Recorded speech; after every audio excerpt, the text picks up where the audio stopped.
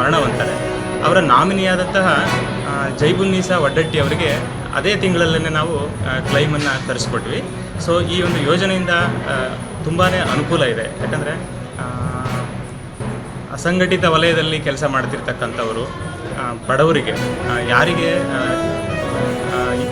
ಇಂಥ ವಿಮಾ ಯೋಜನೆಯಡಿಯಲ್ಲಿ ನೋಂದಾಯಿಸಿಕೊಳ್ಳಲಿಕ್ಕೆ ಸಾಧ್ಯ ಇರೋದಿಲ್ಲ, ಅಂಥವರಿಗೆ ಕೇಂದ್ರ ಸರ್ಕಾರದವರು ಕೇವಲ 436 ರೂಪಾಯಿಯಲ್ಲಿ ಒಂದು ವರ್ಷಕ್ಕೆ 436 ರೂಪಾಯಿ ತುಂಬೋದ್ರಿಂದ ಈ ಒಂದು ಯೋಜನೆಯಡಿಯಲ್ಲಿ ಸೇರ್ಪಡೆಗೊಳ್ಬೋದು.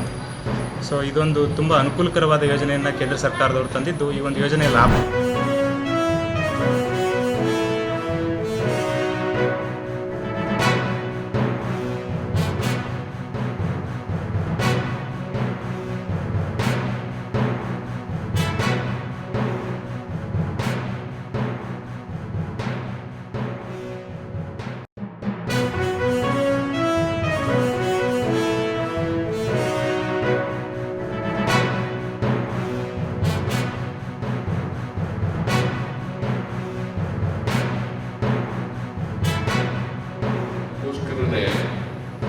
ಬೈರೇಗೌಡರು ಕಂದಾಯ ಇಲಾಖೆ ಸಚಿವರಾಗಿಲ್ಲ,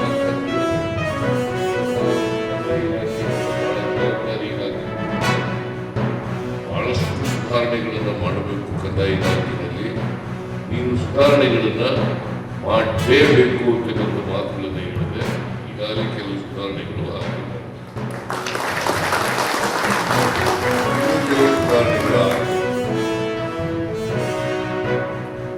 ನನಗೆ ವಿಶ್ವಾಸ ಇದೆ, ಸುಧಾರಣೆಗಳನ್ನ ಮಾಡ್ತೀವಿ ಅಂತಕ್ಕಂಥ ವಿಶ್ವಾಸ ಇದೆ. ಕೃಷ್ಣ ಬೈರೇಗೌಡರಿಗೆ ಆ ಶಕ್ತಿ ಇದೆ ಅಂತ ಹೇಳಿ ನಂಬಿಕೆ ಇಟ್ಕೊಂಡಿದ್ದೀನಿ. ಅದೇನೇ ಇರಲಿ, ನಾವು ಜನರಿಗೋಸ್ಕರ ಕೆಲಸ ಮಾಡೋದಪ್ಪ, ನಾವು ಜನರ ಋಣದಲ್ಲಿದ್ದೀವಿ, ಅವ್ರು ಕೆಲಸ ಮಾಡಿಕೊಡ್ಬೇಕು ಅಂತಕ್ಕಂಥದ್ದು ಇರಬೇಕಾಗ್ತದೆ. ಅದಕ್ಕೋಸ್ಕರನೇ ನಿಮ್ಮ ನೇಮಕಾತಿ ಇದೆಯಲ್ಲ, ನೇಮಕಾತಿನಲ್ಲಿ ₹1 ಲಂಚ ಇಲ್ಲದೆ ಮಧ್ಯವರ್ತಿಗಳ ಅವಳಿ ಇಲ್ಲದೆ ಮಾಡಿದ್ದಾರೆ.